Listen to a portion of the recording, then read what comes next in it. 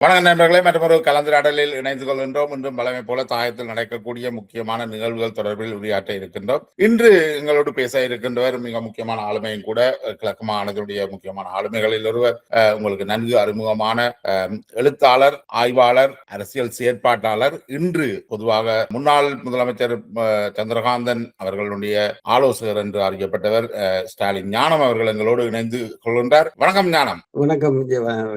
நினைக்கிறேன் கிளப் ஹவுஸ்ல நடந்த ஒரு உரையாடல் நீங்களும் பார்த்திருப்பீங்கள். அது சம்பந்தமா நானும் ஒரு பதிவு ஒன்று போட்டிருந்தேன். அதுல சசிவன் நூலகம் பவுண்டேஷனுடைய சசிவன் குறிப்பாக உங்கள் தொடர்பாக வச்ச விமர்சனத்துல நீங்கள் இலங்கை புலனாய்வு பிரிவினுடைய ஒரு முகவராக செயற்பட்டதாகவும் தமிழ் தேசியத்துக்கு எதிராக நீங்கள் மிக வெளிப்படையாகவே சொல்லித்தான் செயற்படுறீர்கள்.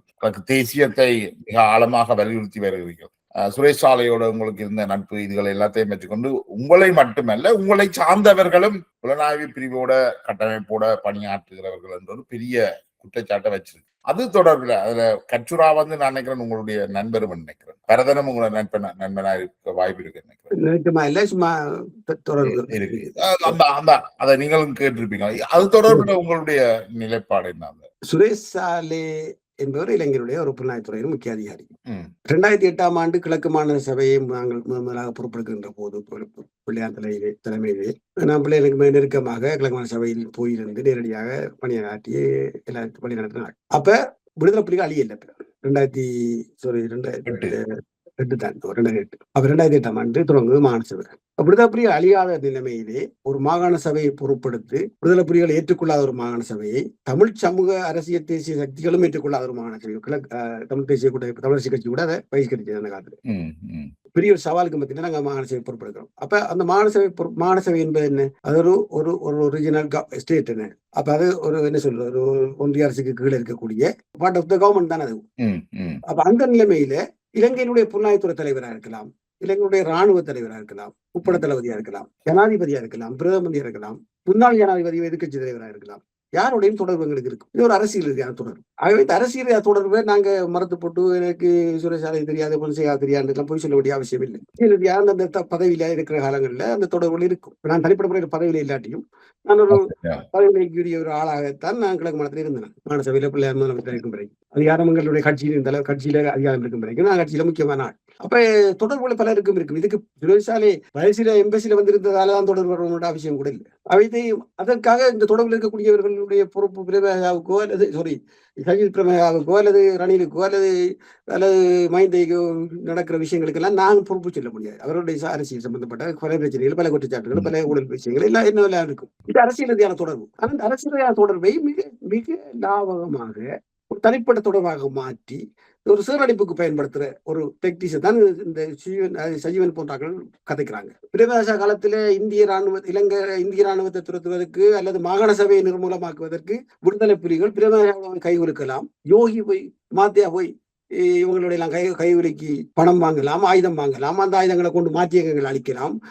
மாகாண சபையை நிர்மூலமாக்கி எல்லாரையும் துரத்தி அடிக்கலாம். அது ராஜதந்திரமாக இருந்தால் அது அரசியல் ரீதியாக தொடர்பு. சரி புலிகளுக்கு அரசியல் ரீதியாக தொடர்பு. அப்ப இது போன்ற அரசியல் ரீதியாக தொடர்பு நாங்கள் மேற்கொள்கின்ற போது இதை தனிப்பட்ட ஒரு விஷயமா சுருக்கி சுரேஷாலையிட்ட போனார், அரசாங்கம் காசு கொடுத்தது, புலனாய்வுத்துறையோட சேர்ந்து வேலையா இந்த குற்ற பத்திரிகைகளை புத்தம் பொதுவாக நீட்டி போட்டு போயிடாது. அது இந்த கிளப் ஹவுஸ்ன்றது நானும் ஒரு 4 வருஷத்துக்கு தொடங்குற காலத்துல கொஞ்சம் இன்ட்ரெஸ்டா போனேன். கடைசியா முடியுது அப்படின்னா ஒரு 10 பேர் சேர்ந்து ஒரு தெருவில் நின்று கதைக்கிற மாதிரி விஷயம் அது. அப்ப அதுக்கு அதுல இருந்து இன்ட்ரெஸ்டா போறதுல நாங்க ரெக்கார்ட் கிடைச்சதான் நான் பார்த்தேன். அப்ப சஜீவன் இப்படி எழுந்தவனமா குற்றச்சாட்டு போட்டு போயிடாது. சஜீவன் குற்றச்சாட்டத்திலேயே வைக்கணும்.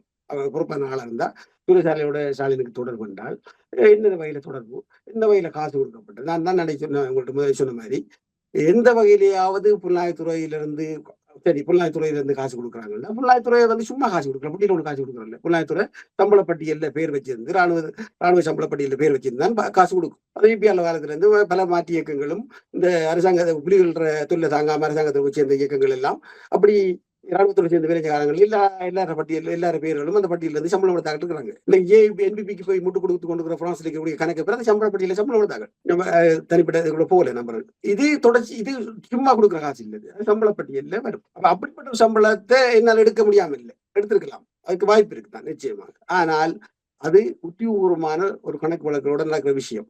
அதை தகவல் அறியும் சட்டத்தின் மூலம் யாரும் அந்த விஷயத்தை வெளியில் எடுக்கலாம். அல்லது புலனாய்த்துறைக்குள்ளேதான் இன்றைக்கு கனக பேருக்கு தொடர்புகள் இருக்கு இலங்கை இப்ப இருக்க புலனாய்த்துறையில கேட்டு வாங்கலாம். அல்ல அரசாங்கம் அதை வெளிப்படுத்தலாம். இல்லை பார்லிமெண்ட்ல கேட்க வைக்கலாம். அவங்க எம்பி மேல வச்சு கேட்கலாம். அப்படி எப்பயாவது ஒரு காலத்துல அந்த சம்பள பட்டியல் வெளியாகி அதுல ஸ்டாலின் ஞானம் பணம் எடுத்தார் என்று யாராவது சொன்னால் அன்றைக்கு நான் அரசியலிருந்து விலகிறதில்லை, அன்றைக்கு நான் தற்கொலையே செய்து கொள்வேன். அது உறுதிப்படுத்துறதா இருந்தால் சின்னத்தனமான குற்றச்சாட்டு. அப்படியெல்லாம் காசு உழைக்கிறேன்டா, எனக்கு அதெல்லாம் ஒரு பெரிய காசு இல்லை. நான் காசு உழைக்கிற நோக்கத்தில் அரசியல் செய்யப்படவும் இல்லை, ஒளிச்சு மறைச்சு அரசியல் ஏற்படவும் இல்லை, பின்னால முன்னால் அரசியல் செய்யவும் இல்லை. இன்றைக்கு சுஜீவன் போன்றவர்கள் நூலகத்துக்காகவோ அல்ல தனிப்பட்ட பிசினஸ்கள் செய்யறதுக்காகவோ கொழும்புல போய் டக்ளஸை சந்திச்சுப்பட்டு வந்திருக்கிறாருன்னு சொல்லி கிளப் ஹவுஸ் அதே கிளப் ஹவுஸ்ல கதை குற்றச்சாட்டுகள் வந்திருக்கு, இன்னைக்கு வந்து கொண்டிருக்கு. அல்லது நூலகத்துல பிள்ளையான் கட்டின நூலகத்துல இடம் கேட்டு, நூலகத்துக்கு ஒரு இடம் கேட்டு எனக்கு ரிக்வஸ்ட் வந்தது. யாருக்குள்ளால வந்தன்ற நான் சொல்ல விரும்பல, ஏன்னா அது எனக்குரிய நெருக்கமான ஒரு ஆளை சொல்லித்தான் சஜீவன் ஆள் அனுப்பும். நூலகத்தினுடைய மட்டக்களப்பில் நடந்த அலுவலகம் சசிவன் நூலக தேவைகளுக்காகவோ ஏதோ தேவைக்காக உங்களோட தொடர்பு கொண்டிருக்கிறார். நேரடியாக அவர் கதைக்கு இல்லை, நூலக தேவைக்காக தொடர்பு கொண்டிருக்கிறார். முதலாவதாக மட்டக்களப்பில் இருக்கக்கூடிய அவர்களுடைய நூலக அலுவலகம், அவங்களோட அலுவலக அரசடி என்ற வைக்கிறார். ஒரு first degree, second degree, third degree சொல்றாரு. செகண்ட் டிகிரிக்கு வந்திருக்கிறார். செகண்ட் டிகிரிக்கு வந்திருக்கிறார். சரியானே? அப்ப செகண்ட் டிகிரி வாரால் அப்ப நூலகத்தினுடைய அலுவலகம் சசிவனுக்கும் உங்களோட தொடர்பு இருக்கிறதுக்கு, அப்ப சசிவனுக்கும் சுரேஷ் சாலையோட தொடர்பு அப்படி வரலாமா? இல்லையே. அப்ப என்ன விஷயம் என்றால், இந்த மாதிரியான தொடர்புகளை கொண்டு அரசியல் நாங்கள் செய்கிற அரசியல் செய்கிற காரணத்தினால் கிடைக்கக்கூடிய வரப்பிரசாதங்களை எல்லாம் நீங்கள் அனுபவிக்கலாம். அது பிள்ளைன்னு சொல்ல வரல. உங்களை மாதிரி ஆக்கள் இந்த மாதிரி வேலையில செய்யணும், நாங்கள் வேலை செய்யறோம். அது சஜீவன் செய்யக்கூடாதுன்னு சொல்லல. சஜீவன் போய் வியாபாரம் பண்ணக்கூடாது, கொழும்புல இன்று ஒரு கம்பெனி தொடங்கப்படாது நான் சொல்லல, சந்திக்கப்படாது நான் சொல்லல. அல்லது இது முக்கியமான புள்ளியான் அவர்கள் திறந்து வைத்த மட்டக்களப்பு நூலகம் ஒன்று தொடர்பில் நூலகவியலாளர் செல்வராஜா முக்கிய பங்களிப்பு செய்திருந்தவர். அவருக்கு புள்ளியான் மீது எந்த அனுதாபமோ பாசமோ கிடையாது, அல்லது உங்கள் மீது அனுதாபமோ பாசமோ, அவருடைய பாசமும் காதலும் நூல்கள் மீது. அதுக்காக ஒரு நூலகம் யாருடைய கையால குத்தியாவது ஒரு நூலகம் வரணும்ன்றதுல செல்வராஜா ஒரு தமிழ் தேசியவாதி என்றதும், அவர் விடுதலை புலிகளுடைய தீவிர ஆதரவு பிரபாரண விசுவாசமானவர் என்றதும் பெருவா எல்லாரும் அறியும். அதனுடைய அல்ல இவ்வாறான பொது முத்திரை குத்துறது, சேரடிக்கிறது, நபர்கள் மீது சேரடிக்கிறது ஒரு ஆபத்தான அரசியல். ஆபத்தான அரசியல் ஏனென்றால் இது பொதுவான கதைச்சு போட்டு பொருள் தங்களை ஆளுமையாக காட்டிக் தாங்கள் ஒரு பொதுவான சமூக பணியை செய்கிறோம் என்று சொல்லக்கூடியவர்கள், தமிழ் தேசியத்துக்கு பணியாற்றுவோம் என்று சொல்லக்கூடியவர்கள் இது போன்ற மோசமான காரியங்கள் ஈடுபடுறது. பாருங்க, மட்டக்களப்பில் இருக்கக்கூடிய அரசடியில் இருந்த நூலகம் அலுவலகத்துக்குள்ள பிரச்சனை நடந்து, அதாவது அவங்களோட ஊழியர்களுக்குள்ள பிரச்சனை நடந்து, அந்த அலுவலகத்தை பூட்ட போறோம், நான் அந்த சாமான எல்லாம் எடுக்க விட மாட்டோம் என்று சொல்லி அங்க ஒரு பெரிய ஸ்ட்ரகிள் நடந்தது. கொஞ்ச நாள், ஒரு 2 வருஷத்துக்கு முதல் நினைக்கிறேன். அப்ப என்னுடைய ஆலோசனை அங்க சமாதானம் பேசுறதுக்கு, அங்க வேலை செய்தவர்கள் நான் பேரெல்லாம் சொல்லி நாங்கள் தனிப்பட்ட வழிப்பழிகளை ஏற்படுத்த விரும்பல. அவங்களுக்குள்ள அங்க வேலை செய்தவர்கள் ஸ்ட்ரகிள் பண்ணி ஆபீஸ்ல இழுத்து பூட்டி போட்டு ஆபீஸ்ல இயங்க விட மாட்டேன்னு சொல்லி அவங்களோட நூலக ஊழியர்களே, இந்த சஜீவன் சார்ந்த நூலகம் சார்ந்த ஊழியர்களே குழப்பத்தை ஏற்படுத்தி அவங்களோட அந்த மின்னியல் உபகரணங்களை எல்லாம், கணனிகள், எழுதுகள், கமராவுகள், ஸ்கேனர்கள் எல்லாத்தையும் பூட்டி வைக்க போட்டுருக்கக்குள்ள அப்ப அதான் சமானப்படுத்தி வாங்கித்தாங்கோ, இதன்னுங்கோ, கொள்ளுங்கோ, அவருக்கு அப்படி செய்வோம் அவங்கள ப்ரொமிஸ் பண்ணி அவங்கள சண்டை விலத்துறதுக்கு எங்களுடைய அரசியல் அதிகாரம் தேவை. பாருங்க, அப்ப இந்த அரசியல் அதிகாரம் ஒன்று இருந்ததால அல்லது அந்த மரியாதை இருந்ததால நாங்க அந்த சமானத்தை ஏற்படுத்த முடியுது எங்களுக்கு. அப்ப இது நல்ல விஷயம். நான் பிள்ளைன்னு சொல்லல, இதுக்கு நீங்க வர வேணாம்னு சொல்லுது. நாங்க மக்களுக்கு வேலை தான் நாங்கள் இருக்கிறோம். அப்ப இப்படியான வேலை திட்டத்தினுடைய அவசியத்தை நீங்க உணர்ந்தால் நீங்க எழுத்தமானமாக இப்படி குற்றச்சாட்டுகளை தூக்கி எறிஞ்சு போக மாட்டீங்களே. ஒரு பொறுப்பு தானே உங்களுக்கு, இப்படி அவசியம் இருக்குதானே. அப்ப இந்த அவசியமும் சரியானதுதான், அல்ல இதுவும் தேவையானதுதான் என்று சொல்லி நீங்க இதையே அனுசரிக்கிறீங்க, இதை ஆதரிக்கிறீங்களா பையங்கம்மா? ஆனா நீங்க இதெல்லாம் ரகசியமாக அனுபவித்துக் கொண்டு அதுக்கப்புறம் பிள்ளையார் கட்டி இந்த திறக்க போற நூலகத்துல இடம் கேட்டவங்க, நூலகத்துக்கு இடம் தாங்க.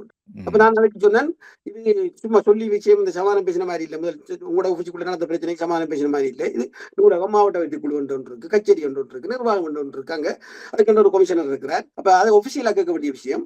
நீங்க ஒரு கடிதம் தாங்க ஒபிஷியலா எழுதி நூலகத்தால இந்த லைப்ரரிக்குள்ள ஒரு இடம் எடுத்தாரு கட்டாயம் நூலகம் செய்கிற பணிகள் பற்றி எனக்கு நூலகம் மீது எந்தவித காட்டும் இல்லை. நான் தெளிவா பதிவு செய்ய விரும்புறேன்.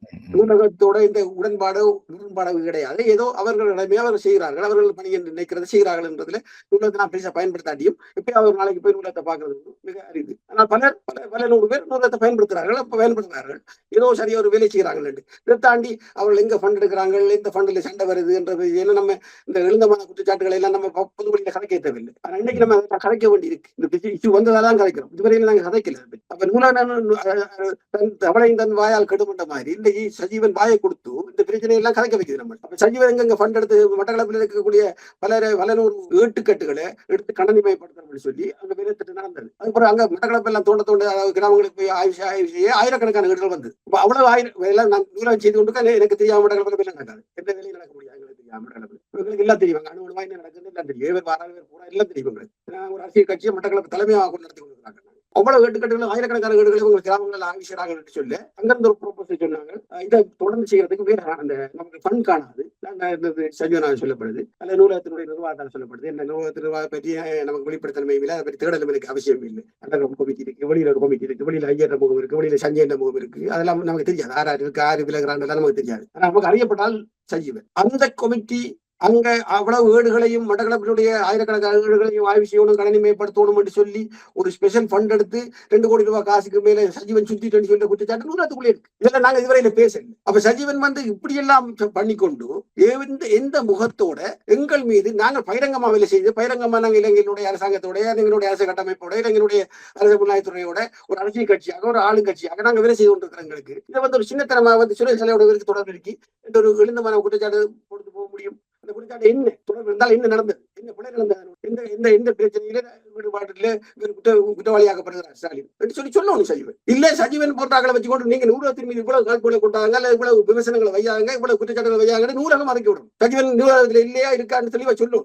யாருக்குமே வெளிப்படுத்தன்மை இல்லாம நூலகம் இயங்கி கொண்டிருக்கு. நூலகத்தின் மீதான மதிப்பு செயற்பாடுகள் மீதான குழப்பங்களுக்கு நாங்கள் போகல, விமர்சனங்களுக்கு போல இதுவரை நான் நூலகத்துக்கு இதுவரை காசும் கொடுக்கல, கேட்டவங்களை ஒன்று நான் கொடுத்துக் கொள்ளல. ஓகே, ஒரு விஷயம். நூலகத்தை அவங்க எழுதினா பதிப்பத்துக்காக புத்தகங்களுக்கு காசு கொடுத்து வாங்கியிருக்கிறேன். அது புத்தகங்களுக்கு காசு கொடுத்து வாங்கியிருக்கிறேன். மற்றபடி வேற விஷயம் இல்லை.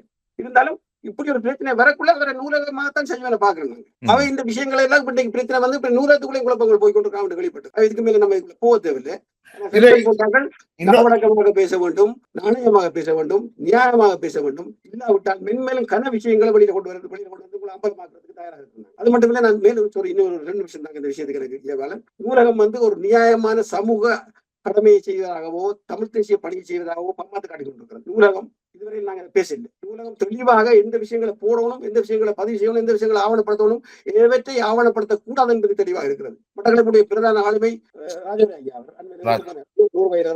இந்த புத்தகம் ஒரே ஒரு புத்தகம் மட்டும் தான் போடப்பட்டது. வேற அண்மையில் எழுதின உண்மையான கடைசியாக எழுதின புத்தகம் மிக முக்கியமான புத்தகம். விலகினா விலக்கப்பட்டன புத்தகம். கம்யூனிஸ்ட் கட்சியிலிருந்து அவர் ஏன் விலகினார், தமிழ் யாழ்ப்பாண அரசியல் தலைமையில் தன்னை எவ்வாறு ஒதுக்கியது என்கிற வரிவரியாக விலாவாரியாக அவர் எழுதின இந்த புத்தகம். இந்த புத்தகத்தை நூலகம் பதிவு செய்யவில்லை, கேள்விப்படவில்லையா நீங்க இந்த புத்தகத்தை பற்றி? எவ்வளவு துண்டு பிரச்சனைகளை எல்லாம் வெளியிடுற நூலகம், பதிவு ஆவணப்படுத்துற நூலகம் இந்த புத்தகத்தை ஏன் பதிவு செய்யவில்லை? இதில் பேசப்படுகிற அரசியல் தமிழ் தேசிய அரசியலுடைய வங்குறுத்தத்தை அம்பலப்படுத்துவது. இதனால் பேசப்படவில்லை. ராஜனுடைய எத்தனை வேற புத்தகங்கள் இருக்கிறது, பதிவு செய்யவில்லை. இந்த புத்தகம் எல்லாம் ராஜனுடைய தனிப்பட்ட அரசியலையும் மட்டக்களப்புடைய அவருடைய தனிப்பட்ட அரசியல் விஷயங்களை பேசுறது. இதெல்லாம் ஏன் பதிவு செய்யவில்லை என்றால் தமிழிசை கட்சிக்கு விரோதமான சிந்தனைகளும் தமிழிசை கட்சியினுடைய தமிழ் மக்கள் விரோத போக்கு சிந்தனைகளை எல்லாம் அம்பலப்படுத்தி இருக்கிறார் இந்த புத்தகங்கள். இதெல்லாம் ஏன் பதிவு செய்யவில்லை? 5 வருஷத்துக்கு முன் வந்த நினைவு குறிப்புகள் கனடா இருக்கக்கூடிய தோழர் 5 வருஷமாக நூலகத்தில் பதிவு செய்ய கேட்டுக்கொண்டிருக்கிறார். ஏன் இந்த புத்தகத்தை இன்னும் இதுவரையில் ஆவணப்படுத்தவில்லை இவர்கள்? என்ன காரணம்? இருக்கக்கூடிய விஷயங்கள் குடிகளுக்கு ஒப்பானதா இல்லை, பிரவாரனுக்கு ஒப்பானதா இல்லை. எனவே இதை பதிவு செய்வதற்கு அவர்கள் மறுத்து வருகிறார்கள். அடுத்ததாக தமிழ்ல புரட்டு என்கிற என்னுடைய புத்தகம். இந்த புத்தகத்தில் அட்டப்படம் மட்டும்தான் உலகத்தில் இருக்கிறது. 2-3 தடவை வாய்மொழி முறை கேட்கப்பட்டது. இதுக்கான அங்கீகாரத்தை தாங்க உண்டு. நான் இந்த கடையில் வந்து அனுப்புங்க, சைன் பண்ணி இல்லாட்டி போடுங்க, போட சொல்லுங்க. நெருக்கமாக வேலை செய்ய முடியும் எல்லாம் சொல்லியிருக்கிறேன். யாரும் இந்த புத்தகம் அட்டப்படத்தை தவிர போடுங்க. 2வது என்னுடைய புத்தகம் கிழக்கின் சுய நிர்ணயம். இந்த இதுவும் அதே மாதிரி தான். இது கிழக்கின் அரசியலை பேசுவது, தமிழ் தேசியவாத போக்கு, கிழக்கு மக்களுக்கு எதிராக எவ்வாறு செயற்பட்டது, தமிழ் தேசியவாதம் எவ்வளவு போலித்தனமானது, எவ்வளவு மோசமான யாழ் மேட்டுக்குடி அரசியல் இந்த தமிழ் அரசியலுக்கு பின்னால் ஒளிந்திருக்கிறது அம்பலப்படுத்துகிற புத்தகம். இந்த புத்தகத்தில் அட்டப்படம் மட்டும்தான் இருக்கு. ஆசிரியருடைய அனுமதி இல்லை. மிச்சம் போடுறதுக்கு எழுதி வைக்கிறாங்க. அடுத்த கிழக்கின் குரல் என்ற புத்தகம். இந்த புத்தகங்களும் அட்டைப்படுத்த மட்டும் போட்டு போடப்பட்டிருக்கு. எழுத்தாளராக பிள்ளையானையை இதுவரையில் அங்கீகரிக்க முடியாது, உங்களால் அடையாளப்படுத்த முடியாது. பிள்ளையான எழுதியிருக்கிறார். சைனா கட்சி புத்தகம் போட்டால் அது புத்தகமாக இருக்கும். அது புத்தகமாக எல்லாம் ஏற்றுக்கொள்ள முடியும். நம்ம குழந்தை புறாலை ஓண்டாவிலிருந்து வந்து குழந்தை புறாலை அந்த பிள்ளையான் ஒரு புத்தகம் எழுதினால் அதை உங்களால் ஏற்றுக்கொள்ள முடியாது. சமூக புதுமண போக்குவரத்து நூலகம் என்று ஆவண காப்பகம் வைத்திருப்பவர்கள், பொதுமக்களுடைய பணம் வசூலிப்பவர்கள், பொதுமக்கள் பணத்திலும் நிறுவனங்களின் ஃபண்டிலையும் வந்து ஆவணம் நூலகத்தை நடத்தி கொண்டிருப்பவர்கள், பொதுமக்களுக்கு வேலை செய்கிறோம், தமிழ் தேசியத்துக்கு வேலை செய்கிறோம், அல்லது தமிழ் மக்களுக்கு வேலை செய்கிறோம் என்று சொல்லக்கூடியவர்கள் நடத்துகின்ற உள்ள அரசியல் என்ன? புலி அரசியல் செய்கிறீர்கள். புலிகளுக்கு ஒப்பான புத்தகங்களை மட்டுமே நீங்க பதிவேற்றுகிறீர்கள். புலிகளுக்கு ஒப்பு இல்லையா?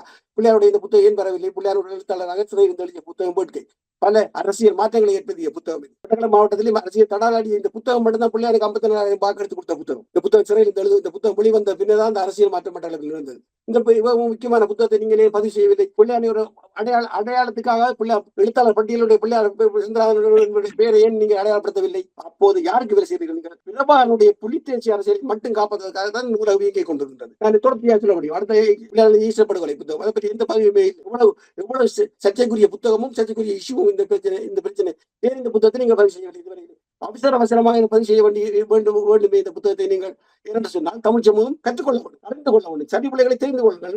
எல்லா தரப்பு விஷயங்களை போடுறோம் என்று சொல்லக்கூடியவர்கள் எந்த தரப்பு விஷயங்களை போடக்கூடாது என்பது கவனமா இருக்கிறார்கள். எனவே நூலகத்தினுடைய வாழும் மண்ணும் குமாரதுரை இவர் முக்கியமான ஒரு எழுத்தாளர் மட்டுமல்ல, முக்கியமான ஒரு ஆளுமை. திருவண்ணாமலையினுடைய முன்னாள் எம்பியா இருந்த தங்கத்துறை அவருடைய சகோதரர். இவர் ஒரு தமிழ் கட்சி அரசியல்வாதியாக ஒரு காலத்தில் இருந்தவர். பல சிறைகளில் இருந்தவர். கடைசியாக டென்மார்க்கில் வந்து தன்னுடைய அகதி தஞ்சம் கோர்ந்தவர். இவர்கள் இந்த புத்தகம் மிகப்பெரிய புத்தகம் 500 அடுத்த புத்தகம் குமாரதுரை என்ற இலங்கை அரசியல் வரலாறு குமாரதுரை டென்மார்க்கில் இருந்தவர். இந்த 2 புத்தகங்களும் மிகப்பெரிய புத்தகங்கள். இந்த புத்தகத்திலே கிழக்கு மாகாணம் சார்ந்த அரசியல் முக்கியத்துவங்கள் பேசப்பட்டிருக்கிறது. தமிழ் தேசியவாத அரசியலுடைய உண்மைகள் தோல்விக்கப்பட்டிருக்கிறது. அப்ப இந்த புத்தகத்தை 500 பக்க புத்தகம் சாதாரணமான புத்தகம் அல்ல.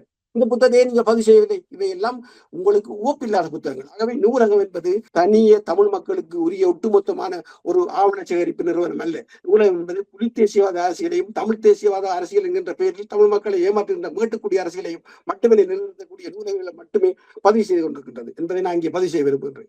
என்னென்ன விடுதலை புலிகளுக்கு எதிரான நூல்கள், முறிந்தவனை போன்ற நூல்கள் எல்லாம் பதிவு செய்திருக்கிறோம் தானே. இப்ப இந்த நூல்களை பதிவு செய்வதற்கான அனுமதியை நீங்க வழங்கி இருக்கிறீங்களா? அவைக்கு நீங்கள் இத கேட்டிருக்கிறீங்களா? அவையை இதை ஏன் பதிவு செய்யலையே? கேட்காத புத்தகங்கள் எல்லாம் போடுறாங்களே. கேட்காத புத்தகம் இந்த புத்தகம் கேட்காத ராஜுரையா நிச்சயமாக கேட்காம போடுறாங்களே. புத்தகங்கள் தேவை என்றால் அவசியப்பட்டார்கள் கேட்டு போடலாம். ஆனா அவங்க கேட்காமலும் தாங்களாக சேகரிச்சு போடுறாங்க. அவங்க அதுக்குத்தான் அந்த வேலை செய்யறாங்க. கேட்கலன்னு குறை சொல்லி வேலையாக்கள் கேட்டு அனுமதி மறந்துருந்தா சொல்லலாம். இல்லை நான் அவர் போட வேணாம்னு சொன்னவர் அதில் போடல. நீங்க அவர் கேட்கலன்னு சொல்ல முடியும். அவர் கேட்காம தான் ஆயிரக்கணக்கான புத்தகங்கள், எத்தனையோ இறந்து போனவரோட புத்தகங்கள், எத்தனையோ பேர் புத்தகங்கள் எல்லாம் போட்டுக் கொண்டிருக்கிறீங்க. ஆயிரக்கணக்கான பதிவுகள் அதில் ஆவணப்படுத்தல்கள் இருக்கு. நீங்க தேடி ஒரு புத்தக ஆவணத்தை செய்யறீங்கன்னா அந்த ஆவண காப்பகத்தை நீங்க தேடி செய்யக்குள்ள அவர் கொண்டு தரல, இவர் கொண்டு தரலன்னு குறை சொல்லலாம். அதுதான் காசு வாங்குறீங்க பொதுமக்கள்கிட்ட, அதுதான் ஃபண்ட் எடுக்கிறீங்க, அதுதான் சம்பளம் கொடுக்குறீங்க. வட்டுக்கோட்டையிலிருந்து முள்ளிவாய்க்கால் வரை என்ற என்னுடைய நூலை நான் அதுல நூலகத்துல போட விரும்பல என்றால் அந்த நூலை அது கொடுக்கல, அது ஒரு விஷயம். அப்படி அவர்கள் அதை கேட்கல. நான் கேட்டாலும் அதை கொடுக்குற மாதிரி இல்லை. ஆனா நீங்கள் அதை கேட்டீங்களா? நீங்களும் கேட்கல தானே? அதை கேட்கல இல்ல, அவங்க கேட்காம தேடி போடுறாங்க. கேட்டுத்தான் அவங்க போட இல்லை. அவங்க கேட்டு நம்ம மறந்து இருந்தாதான் அவங்க சொல்லலாம். கேட்டு நாங்க ஏவல அந்த புத்தகம் தரலன்னு சொன்னதான் அவங்களோட பக்கம் நியாயம். அப்படி ஒரு செயல்முறையை அவர்கள் வச்சிருக்கிறார்கள். அது ஒரு குழப்பமா தான் இருக்கு. ஆனா பொதுவான புத்தகங்கள், நிறைய புத்தகங்கள் சம்பந்தமில்ல புத்தகம் கலெக்ட் பண்ணி போடுறாங்க. இது தொடர்புல நூலகம் ஒரு தெளிவான விளக்கத்தை கொடுக்கணும். அவர்கள் பதிவு செய்கின்ற பொழுது அவர்கள் நாங்களாக அவர்களுக்கு அனுமதி கொடுக்கணுமா அல்லது அவர்கள் எங்களை தொடர்பு கொண்டு அந்த அனுமதியை பெறுவார்களா என்ற அந்த தெளிவை நூலகம் தான் தரணும். சர்ச்சைக்குரிய புத்தகம் இந்த புத்தகம் வந்திருக்கு. அப்ப அவங்க கேட்டுக்கணுமே, ஏன் கேட்கல இந்த புத்தகத்தை போடலாமா?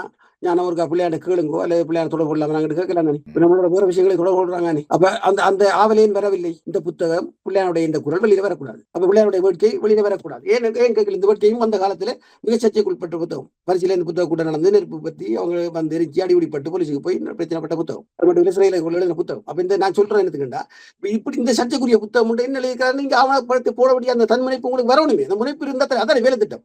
அப்ப கேட்ட நாங்க அவர் தரலன்னா தன் நாங்க ஏற்றுக்கொள்ள நீங்க கேட்காமல் இருப்பது ஒரு அரசியல். நீங்கள் அதை தேடி எடுக்காமல் ஒரு அரசியல். ஏன்னா இதை தாண்டிய பற்றி பல புத்தகங்களை நம்ம எடுக்கிறோம் தானே, அட்டவணைப்படுத்துறோம் தானே, ஆவணப்படுத்துறோம் தானே. நீங்கள் இலக்கிய சந்திப்பு ஏற்பாடுகள் ஒரு முன்னோடியாக இருந்திருக்கிறீங்க. நீங்க இலக்கிய சந்திப்புகளை ஏற்பாடு செய்வது. இந்த இலக்கிய சந்திப்பு இலங்கையில யுத்தம் நடந்த சில நாட்கள்ல நடந்த சில காலத்துல நடந்த என்ன அப்ப அது பற்றி சொல்லும்போது இந்த இலக்கிய சந்திப்பு வந்து இலங்கை புலனாய்வு பிரிவினுடைய ஒரு கட்டமைப்பு என்று சசிவன் அதுல ஒரு பெரிய குற்றச்சாட்டு வைக்கிறார். சஜீவன் நினைக்கிறேன், சஜீவன் ஒரு 10 வயதுக்கு முதலே இலை சந்திப்பு தொடங்கிட்டு. இலை சந்திப்பு இன்றைக்கு உருவான சாமான் இல்லை. இலை சந்திப்பு என்பதை நீங்கள் ஆரம்ப காலங்களிலேயே துவங்கிட்டீங்களா அது? நாங்கள் வர்றது நாங்களே வந்து 90 பிறகு நினைஞ்சாங்க. அதுக்கு முதலே 4 வருஷத்துக்கு முதல்ல அதை போய் தொடங்கிட்டு சரியா நினைக்கிறேன். அப்ப அது காலத்துக்கு காலம் இலச்சந்தை மீது இப்படிப்பட்ட குற்றச்சாட்டுகள் வைக்கப்படுறது உண்டு. அதுல கடைசி பக்கம் தான் இப்ப சஜீவன் வச்சிருக்கிற பக்கம். ஒவ்வொரு காலமும் ஒவ்வொருவரும் ஆரம்பத்தில் சொன்னார்கள் புளோட்காரர் பொறுப்பாக நடத்துறாங்க. இடையில சொன்னாங்க பிடிப்பி நடத்துன்னு. அப்புறம் மட்டக்களப்புல நாங்கள் நம்ம முன்னெடுத்து நடத்தக்குள்ள பிள்ளையாங்குடி நடத்துன்னு சொன்னாங்க. அப்ப காலத்துக்கு காலமா சொல்லுவாங்க. ஒவ்வொரு காலத்திலையும் சொல்லிக் கொண்டுக்கிறாங்க. ஒவ்வொரு அவர் நடத்துறான்னு சொல்லிக் கொடுக்குறாங்க. இது வந்து இலக்கிய சந்திப்பு ஒரு வெளிப்படைத்தன்மை சாமான். இது நூலகம் மாதிரி ரகசியமான ஒரு வேலை திட்டம் இல்லை. இலக்கிய சந்திப்பு வெளிப்படைத்தன்மையானது. அதுக்கென்று எந்த விதமான ஒரு நிர்வாக கட்டமைப்போ தலைமையோ இல்லை. ஒரு குழுவாக கொஞ்சம் பேர் சேர்ந்தா நடத்துவாங்க. அதுல அடிக்கடி வந்து போற ஒரு குழு வந்து இன்னொரு நாட்டில் நடத்த போறவங்க அதை பொறுப்பெடுக்குது. பகிரங்கமா வந்து பொறுப்பெடுக்குது. பகிரங்கமா அந்த கூட்டங்கள் நடக்கும். நீங்க போயிருப்பீங்க. பகிரங்கமாக வந்து நாங்கள் இந்த நாள் நடத்த போறோம் கேள்வி வருது. போட்டி வந்தால் கையெழுத்துறாங்க. இல்ல போட்டி இல்லாட்டி ஒரு நாட்டுக்கு அந்த பொறுப்பெடுக்க கொடுக்குறாங்க. இலக்கிய சந்திப்பு சார்ந்து சில அனுபவங்களை பெற்றுக் கொண்டவர்கள், அந்த இலக்கிய சந்திப்பு நடைமுறைகளை அறிந்து கொண்டவர்கள் தான் அதை முன்னின்று பொறுப்பெடுக்கணும் என்ற ஒரு எழுதாத விதி மட்டும்தான் அதுல இருக்கு. இலக்கிய சந்திப்பு என்னென்று தெரியாமல் எடுத்து நடத்திடாது. இலக்கிய சந்திப்பு கொண்டு சொல்லி ஒரு மேடை போடுறது இல்லை. நாங்கள் மேடை போட்டு முன்னுக்கு ஒரு ஆளை எரிப்பாற்ற இல்லை. வட்டமா தான் போடுறது.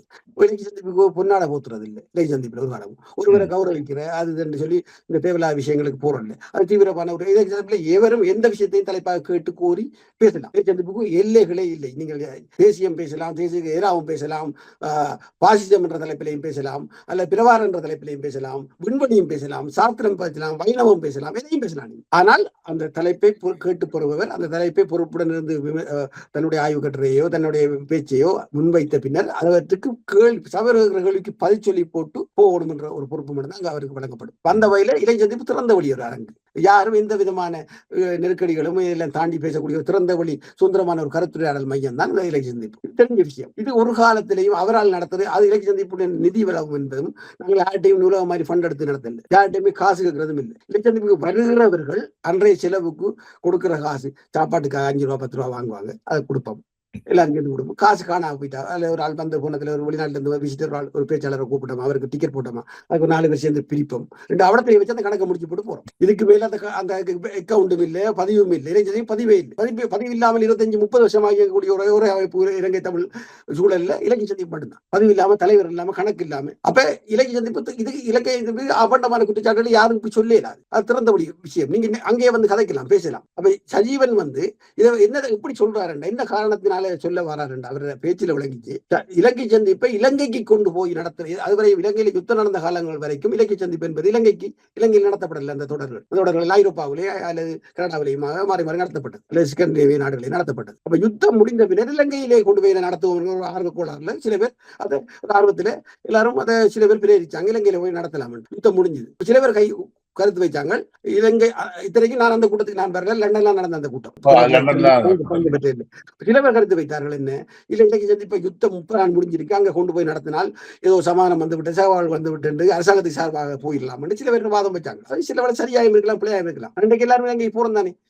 போய் தொடங்கினா தானே அந்த அடுத்த கட்ட வேலை நடக்கும். இன்றைக்கு எல்லாரும் போய் அங்க பிசினஸ் பண்ணலாம், ரீச்சா போடலாம், மற்ற பிசினஸ் தொடங்கலாம், அல்லது இலக்கிய கூட்டம் நடத்தலாம், புத்தக மொழிகளெல்லாம் சகலத்தையும் செய்யணும். இதுக்கு முன்னோடியாக முதல்ல ஒரு கட்டமாக ஒரு அமைப்பு 6வது போத்தானே இலக்கிய சந்திப்பு தான் முன்னெடுத்தது. இந்த இலக்கிய சந்திப்பு தான் தீவிரமான இலக்கிய பணியிலையும் இலக்கிய கருத்தாடலையும் ஒரு புரட இலக்கியக்கான அத்திவாரத்தை விட்டு வந்த வரலாற்று பெருமை இலக்கிய சந்திப்பு தான் உண்டு. யாரும் வேற யாரும் உரிமை கொண்டாட முடியாது. அப்படிப்பட்ட இலக்கிய சந்திப்பு யுத்தம் முடிந்து விட்டது. இப்ப சமாதானம் இருக்கிறது. அங்க நாங்க போவோம், நாங்க அங்க போய் நடத்துவோம், அங்க ஒரு திறந்த உரையாடல் நடத்துவோம், அங்க இலக்கிய ஆர்வலர்களுக்கு உற்சாகமூட்டுவோம், அவர்களுக்கு சில வரப்பிரசாதங்களை பெற்றுக் கொடுக்கலாம், அவர்களுக்கு சில ஊக்கமான கருத்தாளர்களை பகிர்ந்து கொள்ளலாம் என்ற ஒரு நோக்கத்துடன் முடிவெடுத்தாங்க. 2 பக்கம் போட்டி வந்தால லண்டன்ல இதுக்கு வாக்குக்கு விடப்பட்டு கையெழுத்தினாங்க. எல்லாரும் இந்த கையெழுத்தினதுல ஒரு பகுதி கையெழுத்தினவர்கள் கொண்டு போகக்கூடாது. கையெழுத்தினவர்கள் தோற்று போனார்கள். அவர்களுடைய ஈடுபட இல்லை. அதனால சில பேர் மனவருத்தப்பட்டு நாங்கள் இலக்கிய சந்திப்பு வர மாட்டோம் என்று ஒரு சிலர் ஒதுங்கி கொண்டார்கள். ஆனால் இலக்கிய சந்திப்பு காலத்துக்கு இப்படி பலர் ஒதுங்கிக் கொள்வதும் பலர் புதிதாக இணைந்து கொள்வதும் இலக்கிய சந்திப்பு நடந்து கொண்டிருக்கின்றது. தனிநபர்கள் யாரையும் நம்பி அந்த அமைப்பு இல்லை. அந்த அமைப்பினுடைய அத்திவாரம் பலமாக இருக்கிறது. திறந்த வழியான ஒரு வெளிப்படைத்தன்மையோடு இருக்கிறதால தொடர்ந்து இன்னும் 10 வருஷம் இயங்க தான் போகுது, 20 வருஷம் இயங்க தான் போகுது. இப்படிப்பட்ட இலக்கிய சந்திப்பு இலங்கைக்கு கொண்டு போனதால ஒரு சில பேர் அதை குற்றச்சாட்டா என்னன்னா, இலங்கைக்கு கொண்டு போறோம் இலங்கையில பொறுப்படுத்தி நடத்தினது நிர்மலா கடை தங்கச்சாக்கள் தகவல் சுருக்கமா சொல்றாங்க.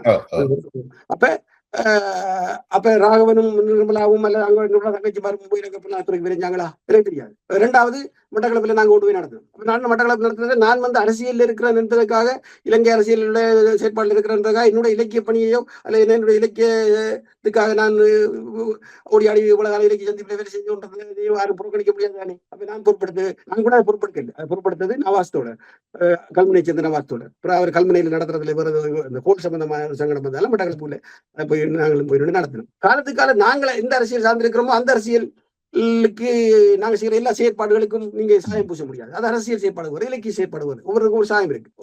ஒரு உறவு புதிய உறவு கொண்டு குடும்பத்தில் ஒரு ஆள் வருதுன்னா அவரு சில இயக்கக்காரால புலியா இருப்பார், புலிக்காரால இருப்பார், அல்ல புலி விசுவாசியா இருப்பார். அதுக்காக நான் புலியா மாறிட்டேன் சொல்லிடாரு. ஆகவே ஒவ்வொரு சம்பவமும் ஒவ்வொரு இடங்கள் எல்லாம் ஒன்று பின்னி பிடிஞ்ச ஒரு சமூகம் என்பது. ஆகவே இலக்கிய அரசியல் சார்புடையவர்கள் இலக்கிய சந்திப்பு செஞ்சால் அது உடனே அரசியல் முத்திரை குத்துவது என்பது அபத்தமானது உண்டு. இத்தனைக்கும் பெரிய பகுதி என்னென்னால் இலக்கிய சந்திப்பு இலங்கைக்கு கொண்டு போறது நல்லதுதான் என்று கையெழுத்தினாக்கள்ல சஜீவனும் உண்டு. எனக்கு நெருக்கமாக இலக்கிய சந்திப்பு இலங்கைக்கு கொண்டு போகணும் என்று கேட்டுக்கொண்டதுல சஜீவனும் ஒரு ஆள். அந்த கேட்டுக்கொண்ட கையெழுத்தின இடத்துல சஜீவன் கை உயர்ந்ததாக எனக்கு ஒரு நேற்று ஒரு நாள் லண்டன்ல இருந்து சொல்லிச்சு. அப்ப என்ன விஷயம் என்றா அன்றைக்கு என்ன நடக்குன்னு அவருக்கு தெரியாது. இன்றைக்கு எப்போ நடந்த சம்பவத்துக்கு அரசியல் சாயம் பூச முறையக்குள்ள இந்த லிங்க் எல்லாம் வருது பாருங்க, எவ்வளவு அபத்தமான கதைன்னு சொல்லி. அப்ப கிளப் ஹவுஸ்ல எழுந்தமான வாய்ப்படி அள்ளி எறிகிற கதைகள் எல்லாம் விட்டு போட்டு தெளிவாக கட்டுரை தோணும். இலக்கிய சந்திப்பு எப்படி அரசியலுக்கு அல்லது இலங்கை புலனாய்த்துறைக்கு வேலை செய்த தெளிவாக ஒரு கட்டுரையை சஜீவன் பெரிய எழுத்தாளர் தானே எழுத்தானே வேணும், மக்களுக்கு விளங்கும். எழுதுங்க, அதை மறப்பாங்க. அது பிள்ளையான கருத்து சொல்லுவாங்க.